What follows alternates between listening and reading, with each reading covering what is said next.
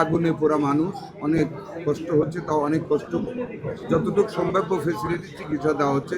আপনারা জানেন অত্যন্ত দুঃখজনক যে চট্টগ্রামের হালি শহরে সম্ভবত বা যতটুকু জেনেছি গ্যাস লিকেজ থেকে একটি অগ্নিকাণ্ড ঘটেছে, যেটাতে আমাদের দেশের অত্যন্ত ওখানে হালি শহরের অধিবাসী 9 জন একই পরিবারের, এর মধ্যে একজন প্রবাসী দেশে বেড়াতে এসেছিলেন। 9 জনই অগ্নিদগ্ধ।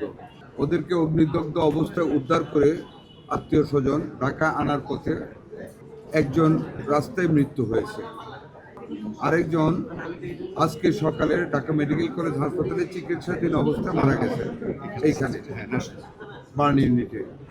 বাকি 7 জনই চিকিৎসাধীন আছে।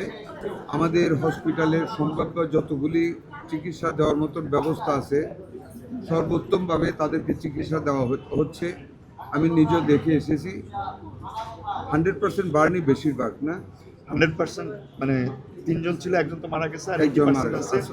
বাকি সবাই 60% এর উপরে, 60% এর অ্যাবাভ বার্ন আছে। ওখানে একজন আইসিইউতে আছে, ভেন্টিলেশনে আছে একজন, আর এমনিতে আইসিইউতে আছে আরেকজনকে সেন্টার শিফট করবেন।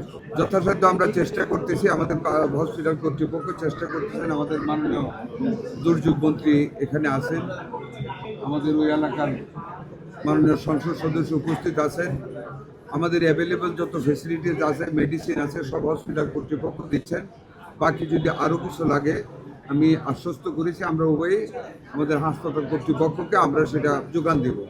তবে আগুনে পোড়া মানুষ, অনেক কষ্ট হচ্ছে, তাও অনেক কষ্ট যতটুকু সম্ভাব্য ফেসিলিটি চিকিৎসা দেওয়া হচ্ছে। আপনারা দোয়া করবেন, আমরা টেক কেয়ার করতেছি। আমরা শেষ মুহূর্ত পর্যন্ত খেয়াল রাখবো কীভাবে প্রাণগুলি আল্লাহ বাঁচাইতে পারেন। আমাদের সহযোগিতা আমরা চেষ্টা করবো ইনশাল্লাহ। আপনাদেরকে ধন্যবাদ।